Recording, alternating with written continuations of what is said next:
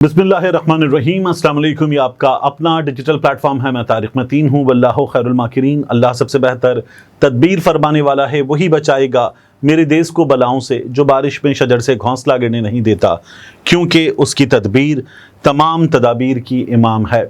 अहम तरीन खबरें, एक जानिब कौमी असम्बली का इजलास हो रहा है, वहाँ पर आपने ख्वाजा आसिफ को, बिलावल भुट्टो जरदारी को, पाकिस्तान तहरीक इंसाफ की जानिब से उमर अयूब को बड़ी गरज बरस वाली तकारीर करते हुए देखा है। लेकिन इस सूरत हाल में जब ये कहा जा रहा था कि माएँ बहनें बेटियां खालाएं घर की ख़वातीन उठाकर अगर ये आईनी तरमीम करवाएंगे और पाकिस्तान तहरीक इंसाफ के लोग, देखिए हुआ क्या था इसको समझें कि पाकिस्तान तहरीक इंसाफ के 39 लोगों के बारे में इलेक्शन कमीशन ऑफ पाकिस्तान ने कहा ये पाकिस्तान तहरीक इंसाफ के, क्योंकि वाबस्तगी के फॉर्म्स मौजूद हैं। और ये जो 41 हैं, ये जो लोग हैं, इनके बारे में हम कोई फैसला इसलिए नहीं कर रहे कि हमें अदालत बताए। पार्टी का स्ट्रक्चर मौजूद नहीं है, सेक्रेटरी जनरल मौजूद नहीं है, बाकी चीज़ें मौजूद नहीं है, तो हम क्या करें। इलेक्शन कमीशन ऑफ पाकिस्तान ने सुप्रीम कोर्ट ऑफ पाकिस्तान से इस सिलसिले में जवाब मांगा था और पाकिस्तान तहरीक इंसाफ कह रही थी जो अदालत ने फैसला दिया है उस फैसले पर अमल दरामद किया जाए। कंप्लीट जस्टिस के तहत हमारी सीटें हमें दी गई हैं, तो फिर इलेक्शन कमीशन ऑफ पाकिस्तान इस पर अमल दरामद करे। Election commission of Pakistan Muslim league नून की बी टीम है। पाकिस्तान तहरीक इंसाफ वाले इल्ज़ाम लगाते हैं। इलेक्शन कमीशन ऑफ पाकिस्तान ने रुजू कर लिया था सुप्रीम कोर्ट ऑफ पाकिस्तान से। अब आईनी तरमीम का पटाखा, जिसको बाकायदा माचिस निकाल के इन लोगों ने चिंगारी दिखाई, बाहर उसकी मसाला लगी बत्ती थी, उसको आग लगाई और वो अभी तक वहां से चिंगारियां निकल रही थी, वो पटाखा हो गया है फुस, बिल्कुल फुस पटाखा हो गया है। क्यों, मैं आपके सामने रख देता हूं। सुप्रीम कोर्ट ऑफ पाकिस्तान को कवर करने वाले हसनात मलिक साहब, उन्होंने बड़ी खबर दी है। वो आए ट्विटर पे आके, सबसे पहले उन्होंने कहा सुप्रीम कोर्ट, जिसका मतलब है सुप्रीम कोर्ट से कुछ बड़ा आ रहा है। उसके बाद उन्होंने ट्वीट किया, सुप्रीम कोर्ट मेजॉरिटी जजेस has finally issued clarification on ECP applications seeking guidance regarding implementation of July 12th order in reserved seats case. Clarification may halt proposed constitutional amendment. ये जो सुप्रीम कोर्ट की जानिब से वजाहत आई है, election commission of Pakistan ने कहा था 12 जुलाई के फैसले पर हमारी रहनुमाई कर दें। सुप्रीम कोर्ट ने कहा कर देते हैं, कर दी है। और अब ये कॉन्स्टिट्यूशनल अमेंडमेंट रुक जाएगी। कैसे? हुकूमत के पास नंबर पूरा नहीं था, तो वो जो कह रहे थे कि जो 41 हैं, इनमें से कुछ लोगों को डरा के, धमका के, घर से किसी को उठा के वोटिंग करवा लेंगे। तो अब सुप्रीम कोर्ट ऑफ पाकिस्तान ने बिल्कुल वक्त पर, जब ये आज हो सकती है, कल इतवार के रोज हो सकती है, आईनी तरमीम, ये सब कुछ होने जा रहा था, क्योंकि 41 आज़ाद हैं, उन पे डिफेक्शन क्लॉज कि अगर पार्टी पॉलिसी के खिलाफ वोट दिया तो नहीं लगेगी, ये कहा जा रहा था। सुप्रीम कोर्ट ऑफ पाकिस्तान ने फैसला दे दिया है और अब उन पे डिफेक्शन क्लॉज लगेगी। जब डिफेक्शन क्लॉज लगेगी तो फिर हुकूमत के पास नंबर पूरा नहीं है। फजलुर रहमान साहब को मिला नहीं तो भी हुकूमत के पास नंबर पूरा नहीं है। हुकूमत को अब पाकिस्तान तहरीक इंसाफ से बात करनी पड़ेगी, ये हुकूमत की मजबूरी हो गई है। तो हसनात मलिक साहब ये खबर देने के बाद मजीद इस सिलसिले में क्या बताते हैं। उन्होंने ट्वीट किया और कहा, सुप्रीम कोर्ट मेजॉरिटी जजेस in their 4 pages order said that as per position so determined the said returned candidates were and are the returned candidates of the PTI. तो जो जीते हुए हैं वो PTI के जीते हुए, उन्हें आजाद आप डिक्लेयर नहीं कर सकते। and thus numbers of the parliamentary party of PTI in the National Assembly and provincial assemblies concerned for all constitutional and legal purposes. The attempt by the commission to confuse and cloud what is otherwise absolutely clear as a matter of the constitution and the law must therefore be strongly deprecated. ये हसनात मलिक साहब ने tweet करके बताया। उसके बाद इन्होंने साथ में ये जो फैसला है, इसका आखिरी जो पेज है जहां मेजॉरिटी जजेस ने अपना फैसला दिया था, वो भी इन्होंने साथ में लगा दिया है। तो हुकूमत को आईनी तरमीम के मामले में अभी तक जो आपको ख्वाजा साहब बता रहे थे, नंबर पूरा हो गया, हम कंफर्टेबल पोजीशन में आ गए हैं। यहां पर भी वहां पर भी हमारे यहां मैदान सहाफत के बड़े बड़े नाम ऐसे बेशर्म निकले कि वो ये खबरें दे रहे थे कि पाकिस्तान तहरीक इंसाफ के जो आज़ाद जीते हुए लोग थे, وہ لوگ اپنے گھروں پر یا اپنی پارٹی کے پاس نہیں ہیں، وہ کہیں اور ہیں اور وہ ووٹ کریں گے۔ یعنی یہ عمل غلط ہے کہ کسی کو اٹھا لیا گیا ہے، اتنے بڑے نام اتنے بڑے چینل پر بیٹھ کر اتنی بڑی بے شرمی کے ساتھ یہ باتیں کر رہے تھے۔ یہ بالکل ویسے ہی تھا جیسے حافظ نعیم الرحمان نمبر پورے ہونے کے بعد میئر کراچی بند تھے، لیکن مرتضی وہاب جیت گئے۔ یہاں 70 کلفٹن کے پاس گیسٹ ہاؤسز میں گھروں میں لوگ رکھے گئے تھے، اور پھر ہم نے کیا دیکھا؟ ہم نے دیکھا کہ پاکستان تحریک انصاف اور جماعت اسلامی کا نمبر پیچھے رہ گیا اور مرتضی وہاب میئر کراچی بن گئے، اور مجبوراً جماعت اسلامی والے پی ٹی آئی والے چپ تھے۔ تو کچھ اس طرح کی کارروائی کرنے کی کوشش کی جا رہی تھی۔ اب سپریم کورٹ آف پاکستان کا فیصلہ آ گیا ہے۔ سپریم کورٹ آف پاکستان کے اس فیصلے کے بعد جو حکومت کی کوشش ہے وہ کوشش ہو گئی ہے بالکل فارغ۔ اس کے بعد خواجہ آصف صاحب اور بلاول بھٹو زرداری صاحب انہوں نے تقاریر کی۔ عمران خان صاحب کا جو ٹویٹ میں آپ کو اس سے پہلے بتا بھی چکا تھا گزشتہ ویڈیو میں بھی، جس میں بات ہو رہی تھی یحییٰ خان پارٹ 2 کی، اور چیف جسٹس آف پاکستان کے حوالے سے بھی بات کر رہے تھے عمران خان صاحب کہ وہ بھی نا انصافی کی سرتاپا علامت ہیں۔ ان کے حوالے سے بات کرتے ہوئے خواجہ آصف نے بھی بات کی، بلاول بھٹو زرداری نے بھی بات کی، اور ساتھ میں راجہ پرویز اشرف نے بھی بڑی ایک جذباتی تقریر کی۔ یہ تقاریر ہوئی، اس کے بعد ہوا کیا؟ ان تقاریر میں جیسے خواجہ آصف صاحب نے کہا کہ علیحدگی پسندوں کی زبان بولی جا رہی تھی، پاکستان تحریک انصاف والے علیحدگی پسندوں کی زبان بول رہے تھے، تو وہ جو میاں نواز شریف صاحب انڈین اینکرز کے ساتھ بیٹھ کے کہتے ہیں کہ فوجی ٹولہ ملک پہ حکمرانی کرتا ہے، تو وہ کس کی زبان ہے؟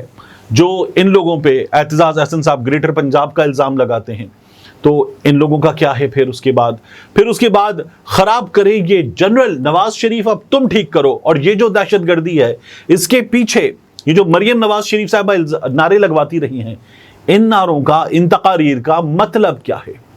وہ جو میاں نواز شریف نے لندن جا کے، یہاں نہیں، لندن جا کے وہاں سے بیٹھ کے گجرانوالہ کے جلسے میں یا دیگر جلسوں میں تقاریر کی تھیں، کیا وہ تقاریر جو تھیں وہ فوج کی تعریف میں زمین آسمان کے قلابے ملا رہے تھے میاں نواز شریف صاحب؟ تو اب جو ان کی جماعت کے خواجہ آصف جو بیٹھ کے کہہ رہے تھے ہڈیوں سے گوشت تک نوچ لیا، وہی خواجہ آصف ایوان میں کھڑے ہو کر اسی طرح سے وہ تقاریر کر رہے تھے۔ تو ان تقاریر کے بعد بلاول بھٹو کی تقریر، جس میں وہ آرمی چیف کے حوالے سے عمران خان صاحب پہ بات کر رہے تھے، عمر ایوب صاحب آئے اور عمر ایوب صاحب نے آ کر بات شروع کی۔ عمر ایوب صاحب نے کہا کہ بلاول بھٹو زرداری صاحب کی تقریر سن کر ایسا لگ رہا تھا کہ جیسے انہیں 2 دن D G I S P R صاحب کے دفتر میں پریکٹس کروائی گئی ہے۔ عمر ایوب صاحب کا اتنا کہنا تھا، اور اس کے بعد پی ٹی وی نے، national assembly T V, N A T V, وہاں پر جو ٹرانسمیشن چل رہی تھی وہ چلاتا پوری پی ٹی وی ہے اور وہ سرکاری ٹی وی ہی ہے، تو وہاں وہ ٹرانسمیشن روک دی گئی۔ یعنی پاکستان کے منتخب ایوان کی یہ وقت، یہ حیثیت ہے کہ وہاں پر ارکان بات کریں اور وہاں پر وہ عوامی نمائندے بن کر عوام کے ووٹ کی طاقت کے ساتھ بات کریں، اور پارلیمان سپریم ہے، یہ ہم عدالت سے بھی سنیں، یہ ہم اداروں سے بھی سنیں، یہ ہم پارلیمان سے بھی سنیں، اور وہ سپریمیسی ایک جملے کے بعد ہوا ہو جائے اور وہاں وہ تقریر رک جائے، اور اس کے بعد ہمیں وہ تیار ٹیمپلیٹ کہ یہ ٹرانسمیشن چل رہی ہے وہ دیکھنے کو ملے، جس طرح پہلے آتا تھا ہم بچے تھے پی ٹی وی پر انتظار فرمائیے، تو اسی طرح یہ انتظار فرمائیے جیسی نئی ٹیمپلیٹ ہمیں دیکھنے کو ملتی ہے۔ تو یہ تقاریر ہم نے اپنے ایوانوں میں ہوتے ہوئے دیکھی ہیں، یہ حال اپنے ایوان کا ہم نے دیکھا ہے، جسے کسی بھی طرح سے ایوان کا وقار قرار نہیں دیا جا سکتا، لیکن یہ ہمارے ایوان میں ہو رہا ہے۔ اس کے بعد عمران خان صاحب نے اڈیالہ جیل میں کچھ مزید گفتگو کی ہے، بہت اہم ہے۔ اس گفتگو میں سب سے پہلے عمران خان صاحب نے رانا ثناء اللہ پہ بات کی، اور رانا ثناء اللہ پر جو منشیات کا کیس بنا تھا اس کیس کے حوالے سے بات کرتے ہوئے عمران خان صاحب نے کہا کہ جب یہ کیس بنا تو D G anti narcotics force, وہ ایک میجر جنرل تھے جو اب بھی سرونگ جنرل ہیں، انہوں نے کابینہ کے سامنے آ کر بریفنگ دی اور بتایا کہ تمام ثبوت موجود ہیں۔ اب عمران خان صاحب آج گفتگو کرتے ہوئے مزید کیا کہتے ہیں؟ ان کا یہ کہنا ہے کہ جب آزادی کی جنگ ہوتی ہے تو قربانیاں دینا پڑتی ہیں، جمہوریت کا قتل عام ہو رہا ہے، میں جان کی قربانی دینے کے لیے بھی تیار ہوں، کسی کی غلامی قبول نہیں کروں گا، یہ مکمل طور پر قوم کو غلام بنانے جا رہے ہیں۔ اسپیکر کی مرضی کے بغیر پارلیمنٹ سے لوگوں کو کیسے اٹھایا جا سکتا تھا؟ آج جو ہمارے ساتھ ہو رہا ہے، کل ان کے ساتھ بھی ہو سکتا ہے۔ اس کے بعد عمران خان صاحب جو ہیں وہ اپنی گفتگو میں مزید رانا ثناء اللہ کے کیس کے علاوہ جو بات کرتے ہیں وہ کہتے ہیں کہ جو بھی ہوگا اس کے ذمہ دار یہ ہوں گے۔ پارٹی کو کہہ رہا ہوں تیاری کریں، یہ چاہتے ہیں کہ غلامی قبول کر لوں مگر ایسا نہیں ہو سکتا۔ نون لیگ اور پیپلز پارٹی سیاست نہیں غلامی کر رہے ہیں۔ ووٹ کو عزت دو کا کہہ کر بوٹ کو عزت دی گئی، مجھ پر ایف آئی آر کاٹی گئی ہے تو یہ حمود الرحمان کمیشن رپورٹ بھی قوم کو پڑھ کر سنا دیں۔ حمود الرحمان کمیشن رپورٹ پر عمل کر لیتے تو پاکستان میں کبھی مارشل لا نہ لگتا۔ عمران خان صاحب نے اپنی گفتگو میں یہ بھی کہا، اور وہ کہتے ہیں کہ قاضی فائز عیسیٰ کو لانے کے لیے سرتوڑ کوشش کی جا رہی ہے، انسانی حقوق کی خلاف ورزیوں اور انتخابی فراڈ کو تحفظ دینا چاہتے ہیں۔ نئی آئینی ترمیم قاضی فائز عیسیٰ کو لانے کے لیے کی جا رہی ہے۔ ملک میں جمہوریت تو ہے ہی نہیں، 20 سے کم سیٹوں والی جماعت کو پارلیمنٹ میں جب بٹھایا گیا تو جمہوریت تو وہیں ختم ہو گئی۔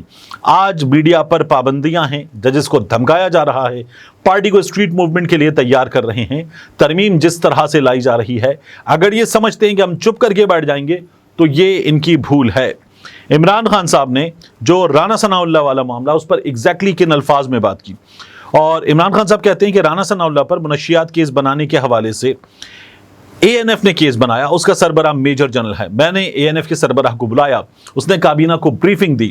اے این ایف کے سربراہ نے کابینہ کو بریفنگ میں رانا ثناء اللہ کیس سے متعلق ثبوت پیش کیے۔ پارٹی رہنماؤں کی جانب سے رانا ثناء اللہ پر غلط کیس بنانے سے متعلق صحافی کے سوال پر عمران خان نے کہا کہ کیس اے این ایف نے بنایا اور انہوں نے ہی بتایا کہ رانا ثناء اللہ سے منشیات پکڑی گئی، ہمیں کیا پتا تھا۔ صحافی متی اللہ جان کو جب اٹھایا گیا تو اس کو ہم نے چھڑوایا۔ عمران خان صاحب یہ بات کر رہے تھے۔ پی ٹی آئی کے دور میں پارلیمنٹ لاجز میں پولیس داخل ہوئی تھی۔ ہوا یہ تھا کہ جمیعت علماء اسلام فضل الرحمان گروپ کے ایک ایم این اے کے ساتھی، ڈرائیور، ملازم یا ان کے کچھ ساتھی ان کے روم میں چلے گئے تھے۔ یہ مطلوب لوگ تھے پاکستان تحریک انصاف کی حکومت کے دنوں میں۔ اس وقت غالباً اسلام آباد پولیس کے اہلکار اس کی گرفتاری کے لیے وہاں گئے تھے اور وہاں سے گرفتار کیا تھا۔ یہ پارلیمنٹ لاجز کے اندر ہوا تھا لیکن پارلیمنٹیرین گرفتار نہیں ہوا تھا۔ تو اب صحافی یہ سوال عمران خان صاحب سے کر رہے تھے اور عمران خان صاحب نے اس سوال کا جواب دیا۔ اب میں یہاں اس ویڈیو میں اس تمام گفتگو کو کنکلوڈ کروں، اب بھی میں بار بار دیکھ رہا ہوں ہمارے سوشل میڈیا پر کچھ صحافی دوست جو ہیں وہ اب بھی بضد ہیں کہ بوائیکاٹ بھی کرنا چاہیے پاکستان تحریک انصاف کا۔ ساتھ میں وہ یہ بھی کہتے ہیں کہ پاکستان تحریک انصاف کے بڑے عمران خان ہوئے، سلمان اکرم راجہ ہوئے، بیرسٹر گور ہوئے، ان لوگوں سے معافی منگوائیں گے، غیر مشروط معافی منگوائیں گے، اور غیر مشروط معافی علی امین گنڈاپور کو بھی مانگنا پڑے گی۔ یہ ہم کر کے رہیں گے، یہ ہمارے کچھ صحافی دوست کہہ رہے ہیں۔ بات کیا ہے؟ 2 سے 3 بڑے امپورٹنٹ سوال ہیں جن کا جواب ان صحافیوں کو بھی دینا چاہیے۔ ایک، عمران ریاض خان اس ملک کا ایک بڑا صحافی، اٹھایا گیا، غائب ہوا، اور اس کے بعد ہم نے اس ملک میں صحافتی تنظیموں کو اس کے لیے آواز اٹھاتے ہوئے نہیں دیکھا۔ عمران ریاض خان غائب کر دیا گیا، صحافتی تنظیمیں چپ۔ عمران ریاض خان جب واپس آیا تو ایسا لگا کہ اس کی جان شدید خطرے میں تھی، اس کی جسمانی حالت ہم نے دیکھی تھی، لیکن صحافتی تنظیمیں چپ۔ پھر اس کے بعد ارشد شریف شہید کا معاملہ، اور ہم نے صحافتی تنظیموں کو ان لوگوں کے ساتھ کہ جن کی حکومت میں ارشد شریف کے ساتھ یہ سب کچھ ہوا، پریس کلب میں گرانٹ لیتے ہوئے دیکھا تھا۔ یہ جو چینلز آج بیٹھ کر بات کرتے ہیں کہ عمران خان کا بوائیکاٹ کیا جائے، تو سوال یہ کہ کیا چینل عمران خان کی روز خبر چلاتے ہیں؟ کیا یہ عمران خان کو کوریج دیتے ہیں؟ کیا پاکستان تحریک انصاف کو ان کی جانب سے کوریج ملتی ہے؟ جب یہ سب کچھ نہیں ہو رہا تو پھر یہ بوائیکاٹ کی بات کس منہ سے کرتے ہیں؟ بوائیکاٹ کی بات وہ کرے گا جو کوریج دے رہا ہوگا، جو کوریج نہیں دے رہا وہ بوائیکاٹ کر کے کیا کر لے گا؟ آپ بوائیکاٹ کر کے پاکستان تحریک انصاف کو کوریج نہیں دیں گے تو کوریج تو آپ پہلے ہی نہیں دے رہے، کس بے شرمی کے ساتھ آپ بوائیکاٹ کی بات کر رہے ہیں؟ یعنی آپ کو اشارہ ہوتا ہے اور آپ اس اشارے پر عمل درآمد کرتے ہیں۔ پاکستان تحریک انصاف کی چیزیں چلانے کے لیے سوشل میڈیا پر ڈبل اسٹریم چلاتے ہیں، اور ڈبل اسٹریم چلاتے ہیں پاکستان تحریک انصاف کی چیز چلاتے ہیں، اور اس کے بعد جب آپ یہ سب کچھ کرتے ہیں تو وہاں مقصد ہوتا ہے عمران خان کا نام استعمال کرنا، ہیش ٹیگز استعمال کرنا، عمران خان کے تھمبنیلز لگانا اور ویوز حاصل کرنا تاکہ وہاں سے ڈالر ملے۔